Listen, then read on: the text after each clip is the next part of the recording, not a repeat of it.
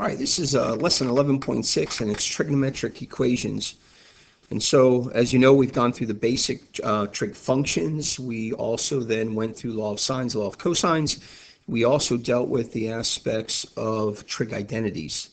And so all of that comes together as we try to understand the solutions to trigonometric equations. First off, you have to know this. To solve a trig equation means you're finding the angle measure. So you're finding the angle. It's the angle that you're after. And I'll show you that. Well, let me do it right now. You don't need to draw this, but take your basic sine function, and we learn that the basic sine wave looks like that through 0 to 360. That bottom amplitude could have been better. But remember, this wave keeps going, right? So that's just one wave there, and it keeps going and going and going, and forever that way. So on the scale of what you're dealing with, if you remember, the angle measure is the horizontal scale, and the ratio is the vertical scale. So when you solve a trig equation, you're trying to find the angle measure. And here's the situation. Let's suppose you had a trig equation and the ratio was whatever this value is right there. It doesn't matter what the number is. That value. Here would be the solutions. This angle measure, again, the angle measure would correspond to the x-axis. This angle measure, this angle measure, this angle measure, and every other one that way. And by the way, if you go backwards, every other one that way. Now there's two ways of thinking of the trig functions, right? In a linear view right there, or a radial view here. So again, the same situation happens, that angle may correspond to perhaps this angle here, right? The ratio produces that angle. And let's see, we're talking about the sine. And so the sine is positive in quad 1 and quad 2, so then it would have also been that angle there, right? And so, but also, what if you went all the way around to this angle? Well, that would be true. That would correspond to this point right here. And again, you could go all the way around and get to this side, this coterminal angle, which would correspond there. And you can keep going round and round and round and round forever and ever, right? So there's an infinite number of solutions. So A, because trig functions are periodic, because the trig functions are periodic, there are an infinite number of solutions. There are an infinite number of solutions. And what we'll usually do is we'll tell you to just give solutions between a certain amount of degrees. So B here, the primary solutions are values between 0 and 360 degrees. So we call them primary solutions. In other words, instead of saying find every solution, just find the primary ones. What are they? Between 0 and 360 degrees, or between 0 and 2 pi radians. So between 0 and 360 degrees, or 0 and 2 pi radians, those are equal, of course, right? So finding angles involves finding the inverse, right? Finding angles involves finding the inverse. Therefore, there must be a one-to-one correspondence, or if you remember, which line test does it have to pass? And that's the horizontal line test. Remember, to be a function, it must pass the vertical line test. To be in a one-to-one correspondence and thus have an inverse, it must pass the horizontal line test. For this reason, we have to deal with something. So let me move this up. So here I'm going to make this statement. Number one, all trig functions. I don't know if I want to use the word all, because you can debate the tangent and the cotangent, but definitely sine, cosine, secant, and cosecant, they fail the horizontal line test. Say, Mr. Scarfi, what do you mean? Okay, look right here. Look at that horizontal line. All right, not very horizontal, but it failed, right? That function failed. Let's go over here, go over to the cosine, fail, fail. And remember, the waves keep going forever and ever, so they fail all over the place. I mean, it's just a bunch of failures. It's just one failure after another. So the only way to be in a one-to-one correspondence is to do what we call as restrict the domain. Restrict the domain.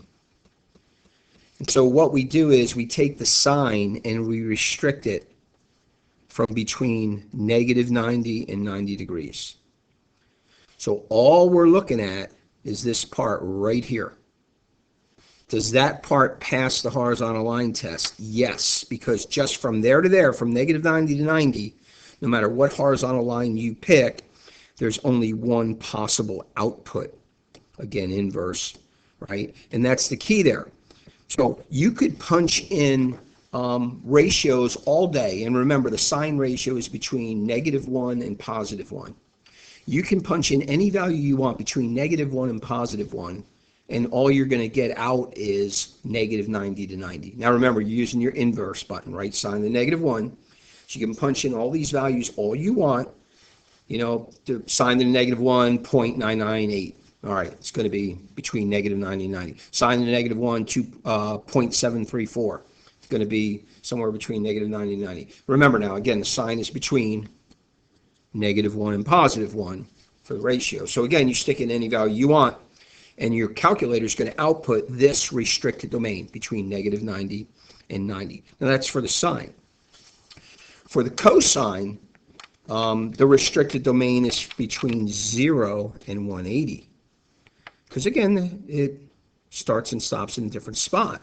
And you can see in this box, we're going to pass the horizontal line test. Okay? So again, you can do the same thing with the cosine. Its values are between -1 and 1. You can do cosine and -1 button, punch in all you want, and you'll always get an answer between 0 and 180. So here's the point. For the sine, your calculator is going to give you answers between negative 90 and 90, and you have to learn how to interpret the rest of the answers. You have to figure that out by knowing what's going on. For the cosine, it's going to give you values between 0 and 180, and you have to know what that means and understand all the possible values. Let me give you a for instance. Let's suppose you're doing the cosine, so look right here. You're doing the cosine. And let's suppose we did a half, right? And it would be right here. So when you punch in cosine to -1 for 0.5, your calculator gives you out this angle. Let me punch that in. I'm not thinking that right off the top of my head. Yeah, 60-degree angle. All right, so that's 60 degrees right there, right? That's what your calculator is going to tell you. Well, here's the thing. If we asked you for all, if we also asked you for all the primary solutions between 0 and 360, you have to know how to get that value, which happens to be 300. But you have to understand that concept and come up with the 300. Your calculator will give you the 60, the restricted domain value. You have to understand the other values that also are the solution. Okay? That's the tricky part, and that's what I'm going to try to teach you to do. Okay? That's the tricky part, but that's what we're going to try to learn to do. All right, come on. So, D, once the solution is found, it must be used to find all other values, and that's what I just explained to you. Once the solution is found, it must be used to find all other values. All right, let's get into it. Solving trig equations with a b value of 1. In other words, quote, a normal, quote unquote, period. And remember, for the sine or cosine, that's in degrees. How many degrees? 360 degrees, primary solutions. For the tangent, it would be 180. Okay? Because we're just learning this first time, I'm not going to deal with the tangent, but if you did, you'd have to deal between, you'd have a period of 180. All right, anyhow, regardless. Remember the b value. Look right here at our equation. If there were a b value, it would be a coefficient of the angle. It would be right there, and you can see there's nothing there, so it's a 1. So our b value is 1. So today, we're going to deal with all normal periods. Okay, 0 to 360, sine, 0 to 360, cosine, that's all we're going to deal with. It's normal periods, and then the next time we'll deal with what happens when there's a different period, all right? So we'll figure out first how to do them with a normal period. All right, so here's the thing. Don't freak out because you see this thing and say, I have no earthly idea what to do. I have no clue. I am completely lost. I wouldn't even know how to begin. That's what students say. Look right here. Don't write this, but this is exactly the same thing. 2x plus 4 equals 3. This is the concept. If I gave you the equation 2x plus 4 equals 3, you say, Mr. Scarfi, that's pre-algebra. We're algebra 2. Yeah, exactly. You say piece of cake. Move the 4. You get 2x equals negative 1, right? Add negative 4 to both sides. Move the 2, and you get x equals negative a half. Okay, equation solved, piece of cake. Hey, same concept. Same concept. Only in this, when we isolate the variable, it includes the trig function. Now you can box that in red if you want. So that's what you're isolating, sine x. And you're moving everything else. And things added to the variable, you move by adding their opposite. So again, we won't show this all the time, but for the first example, first thing you'd move is that 4. You're going to add a negative 4 to both sides. Where am I at right now? 2 times sine x equals negative 1. You can see this is going to turn out just like the last one did. And again, I'm out to isolate the sine x. So now I'm going to divide both sides by 2, right? And I'm at sine x equals negative 1/2. Okay, good, I isolate it. Now you have to remember, we've done things like this last chapter. What are we after? We're after an angle. So remember, the measure of angle x equals sine to the negative 1 of this negative 1/2. So from here, you're punching it in your calculator. So punch in, make sure you do negative.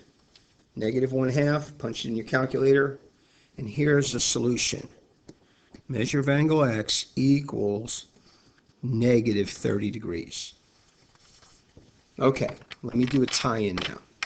So first off, that equation solved just like any other equation. Isolate the sine x. Remember, you got to use the negative 1 button to find the angle. It tells us negative 30. All right, so what just happened? It just told us a value of negative 30.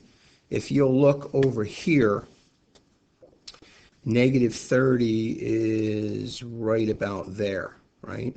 Because why? Because we had a value of negative 5, right? Of negative 0.5, right? Negative a half.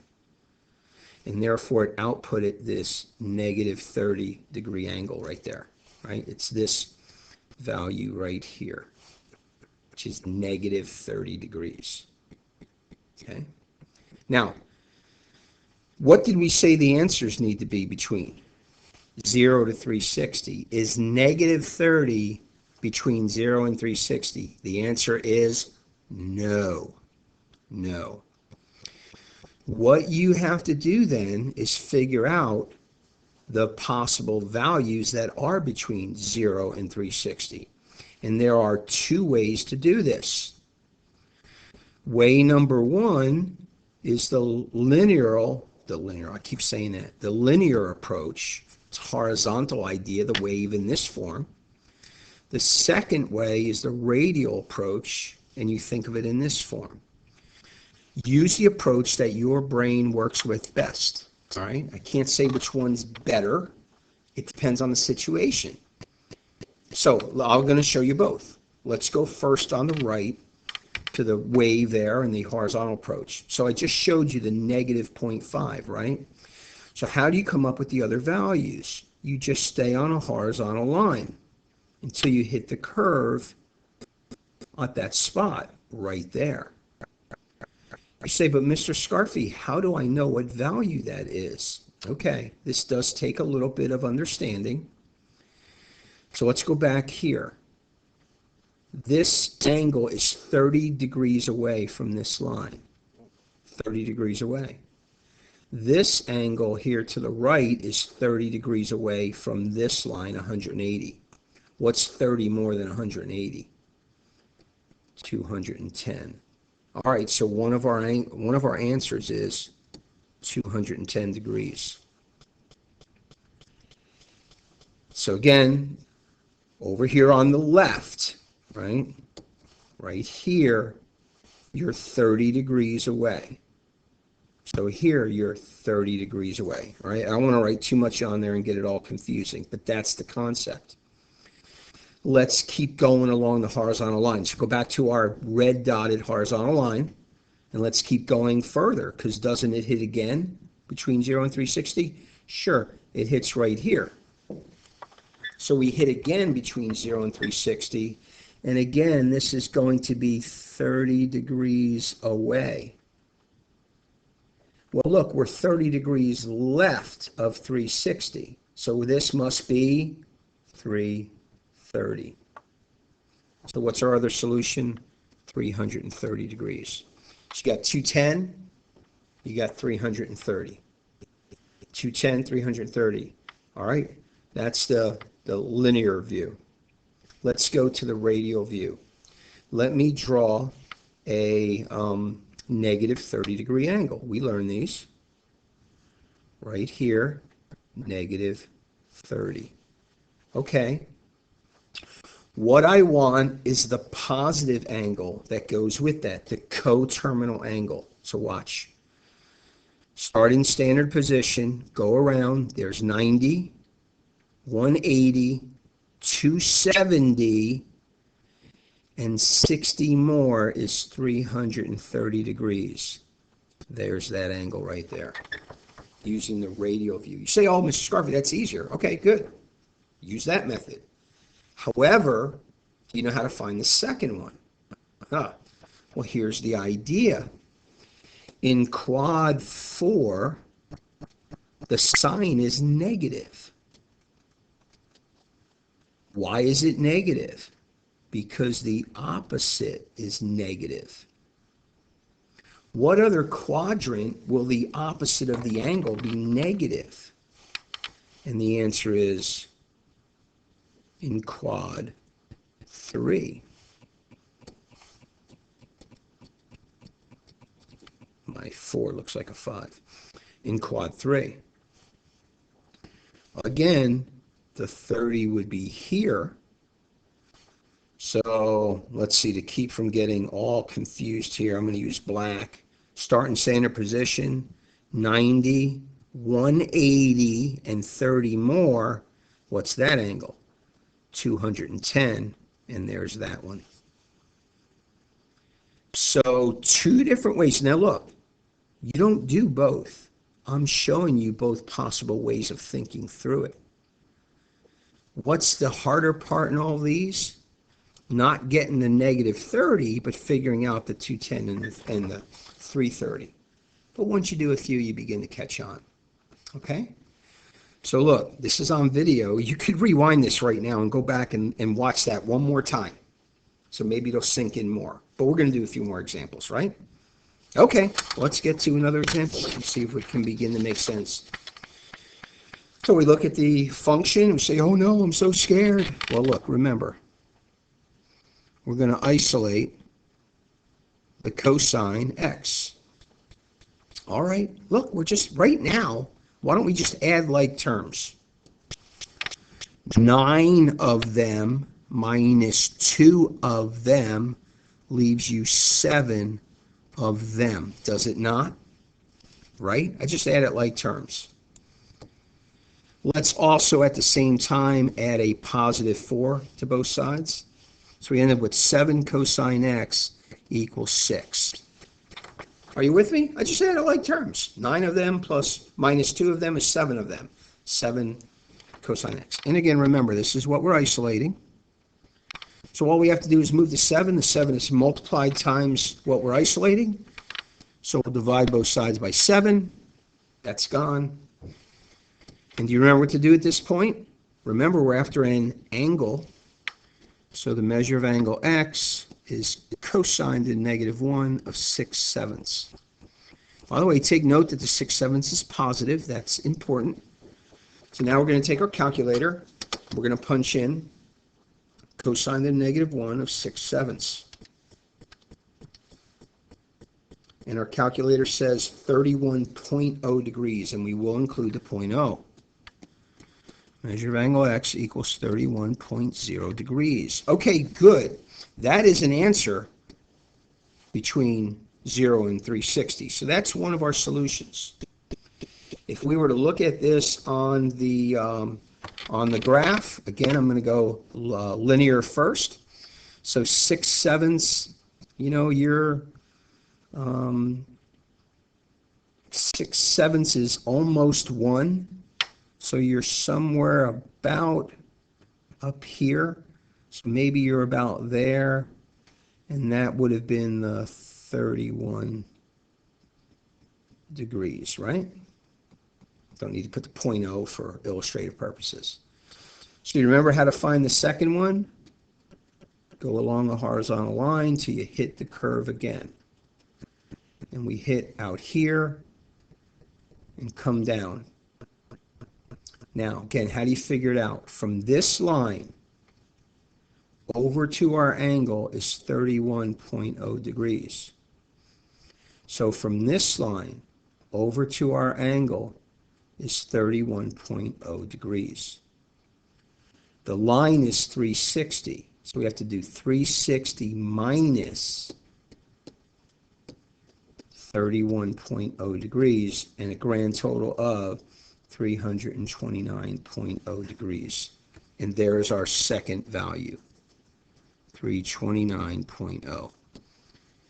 And we found the primary values for the cosine. Radial. Okay, 31-degree angle. You guys know how to do a 31-degree angle. I'm going to do the first one in blue here. 31-degree angle, something about like that, right? Okay, so that's the first value. We are in quad 1. And remember, the cosine is positive. Now you have to remember that the cosine is the adjacent over the hypotenuse, and we need a positive adjacent. What other triangle with this reference angle, do you remember reference angle? See, all this goes together. It's 31 degrees, so watch, it's going to be right here. Do you see how the adjacent is still positive? Because the cosine is also positive in quad 4. So this is 31.0 degrees. So how many degrees? Start in standard position, 90, 180, 270, and 59 more, or do it the easy way, 360 minus 31. And again, what do you get in this one? 329.0. Two different ways of getting the same thing. Mr. Scarfi, do we have to do it both ways? No. I'm showing you both ways so that hopefully you can understand at least one of them.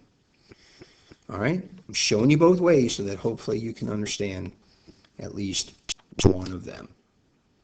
So again, if I went too fast, pause. If I went too fast, go back and watch it again. Let's do another one. They're all a little bit different. I'm trying to show you some different variations on the equations. All right, we are still going between 0 and 360. By the way, it's important to note what they want. We're looking at primary values still. We're still dealing with degrees instead of radians. We think better in degrees. Uh-oh. Look at this. Uh-oh. What does my brain say as soon as I see something squared? What do you say? Come on, I trained you. Oh. OH. Oh. It's what? It's quadratic. Uh-oh.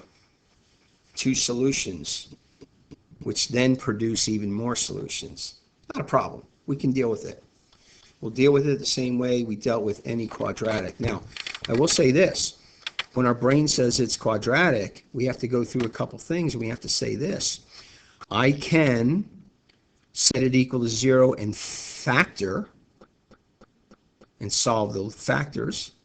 I could, if there's no x to the first power term, take the square root of both sides, or I could use the quadratic equation. Most of these, you'll either be able to factor or you'll be able to take the square root of both sides. It gets kind of crazy with the quadratic equation. We'll save that for the more advanced math classes. So right now, how do you solve an equation with the variable squared? You isolate the squared term. So we got to isolate the sine squared right now. How do you do that? Same way we did everything else. Let's take the -1, add a +1 to both sides. All right, you fractionally challenged people. I mean, look, a -2/3, and what's a +1? It's a 3/3. A -2/3 and a +3/3 leaves you a +1/3. So where are we at right now? 2 times sine squared x equals 1/3. Oops, got my box in the wrong place. Okay, still out to isolate the sine squared x. Got to move the 2. All right, most of you guys don't know what to do if you divide the 1/3 by 2. And for that reason, in the very beginning, I told you you could also multiply by the reciprocal. And that's now an easy situation. And so now we have sine squared x equals, what's 1/3 times 1/2? It is 1/6. It is 1/6. Okay. At this point, how do you get from squared to 1? So let me show you an analogy. If I were doing a regular equation, at this point it would be x squared equals 1/6, and what would you do then? Right? And hopefully you say I would take the square root of both sides. Well, that's exactly what we're going to do here. So we're going to take the square root of the left and the square root of the right. And by the way, what else am I not going to forget?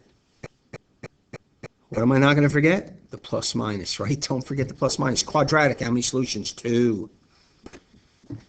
All right, look where we're at. Sine x now equals plus or minus the square root of 1/6. Don't worry about rationalizing the denominator. Don't worry about simplifying the radicals. We're going to punch this in a calculator, so the calculator will take care of it all. But here's the thing on this one. Remember, you got to split this up. So sine x equals positive the square root of 1/6. And sine x equals negative the square root of 1/6. So now let's punch these values in and find out. So remember, the measure of angle x is going to be sine to the -1 button, right? So you got to do sine to the -1 button of the square root of 1/6. Let's see if you can punch that.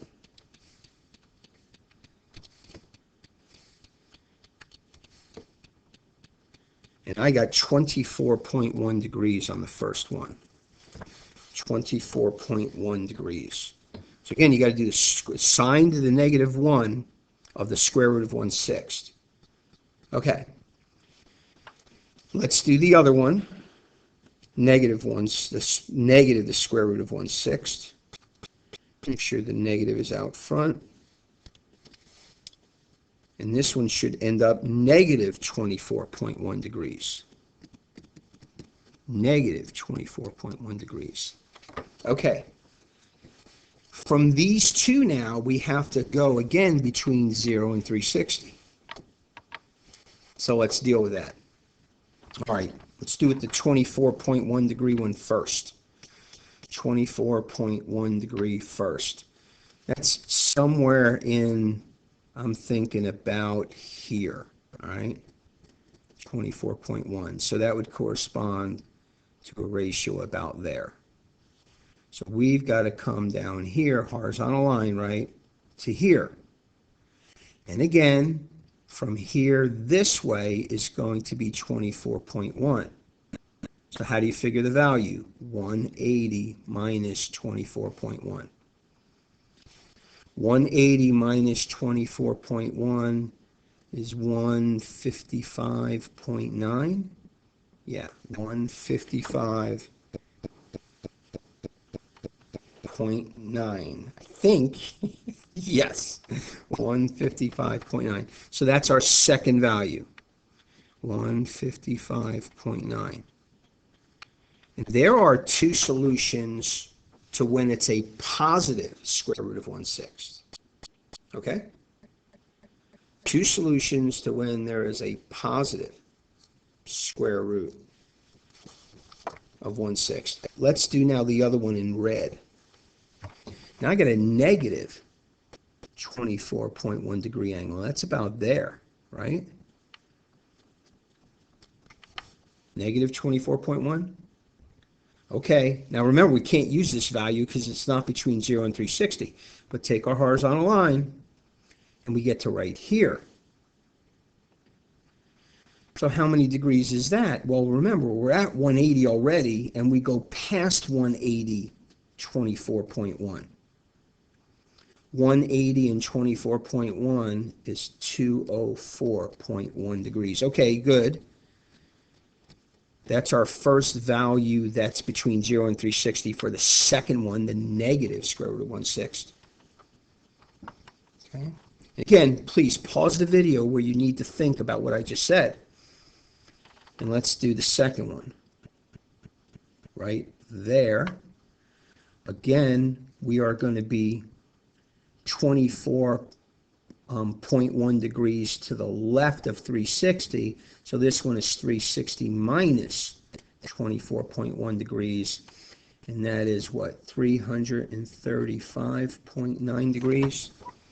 335.9 degrees. Okay? Hey, so here's our values here. These two and these two. 4 answers on this one between 0 and 360 because it was quadratic. That's tricky. Again, radial. I know this video is getting long as it is, so I got to kind of go a little faster here, but look, here's the point radially. All right, 24.1, about there, right? Okay, this is sinus positive because the opposite is positive. Where else is the opposite positive? Over here, right? So therefore, this angle right here would be the 180 minus the 24.1, which is the 155.9. Okay? So again, not trying to be hard here, start the other way in the radial. The negative 24.1 is because the opposite is negative. So what is that in reality? 360 minus 24.1, that's that one, 335.9, right? Got too many things going here now. And where else do you have a negative opposite with that reference angle? And that's over here. And again, this is 24.1, so you're going past, here I better use green or something, 90, 180 plus 24.1 more. And again, that gives you the 204.1. And that's how to do it radially. Okay, so 4 solutions. Hey, is that tricky? Yeah. Yeah, it's tricky. Doable, though? Yeah, doable. It's doable. All right, let's do one last example. All right, one more quadratic. Okay. But in this quadratic, I see that I have a variable to the first power term, right? See how this is sine squared, and the second one is to the first power. So I'm thinking I have to factor this. So let me help you out. This is the same as 3a squared minus 5a minus 2 equals 0. You would try to factor this, wouldn't you? 3a and a. Okay, I got a 2. If that's a 2, I can get a 6 on the outers. This has to be a 1 and a 1 in the inners. That can get me a -5, right, as long as the 6 is negative and the 1 is positive. And there's the factoring of that. Well, look, this is exactly the same thing with the sine function. 2 parentheses, set equal to 0. Only in this case, it's 3 sine A and 1 sine A. It's still -2 and +1. There you go. And again, our middle term gives us what it's supposed to give us, a -5 sine A in the middle. Now, do you remember how to finish solving by factoring? You should. We've done enough of it. You got to set each equation, each factor, equal to 0 and solve. So set the first binomial equal to 0 and solve. Set the second binomial equal to 0 and solve. You're trying to find the two solutions. Okay, the first one, add a -1 to both sides. Divide by 3, right? You get sine A equals -1/3. Sine to the -1 button of -1/3. Sine to the -1 button of -1/3. And you end up with an angle of -19.5 degrees. -19.5 degrees. Now again, we got to go through the whole procedure and figure out the angles. Okay? Got to go through the whole procedure and figure out what goes with the -19.5. But let me do the other second one. Now remember, these are two separate ones. Okay? So the second one, you end up with sine A equals 2. So you're going to punch in the measure of angle A, just let me be clear, is sine to the -1 of 2. Punch it in your calculator. What does your calculator say? It says domain error or syntax error or error undefined. Why? You're trying to find a ratio of 2. Is the wave up here at a ratio of 2? No, there's no wave. See, there's no wave up here. That's why there's no solution there. Okay, good. We don't have to do that part. Beautiful. All we got to worry about is the left, -19.5. Okay? So this one is no solution. Let's deal with the -19.5. All right, go to 0 and go what you think is -19.5. Right about there, right? -19.5. Okay, so that tells you we're about here, right? That's fine. It's just a visual. So again, horizontal line to right here. So what happened? We just went 19.5 further than 180. How many degrees? 199.5 degrees. There's one of our solutions. Go this way. We're back from 360. So we got to subtract 19.5 from 360. And we get 340.5 degrees. And there are the two solutions that come from this. Again, how would you do that radially? There's a -19.5. So what is that? 360 minus 19.5. There's the 340.5. Remember, this is a negative opposite. Where else is there a negative opposite? In quad 3, reference angle 19.5, 90 plus 180 plus 19.5, 199.5, and that's the other way to look at it. Okay, I took some time. I know it's a long video, 40 minutes, but look, these are things that I got to be careful to explain to you, but look, once you begin to get it, you'll get it, but you're going to have to work at understanding it. Let it click, and then you're good to go. Video's here for you to come back and watch again, and then because I'm flipping, tomorrow in class we'll be working on this lesson, and so I can help you tomorrow in class. All right, have a great night.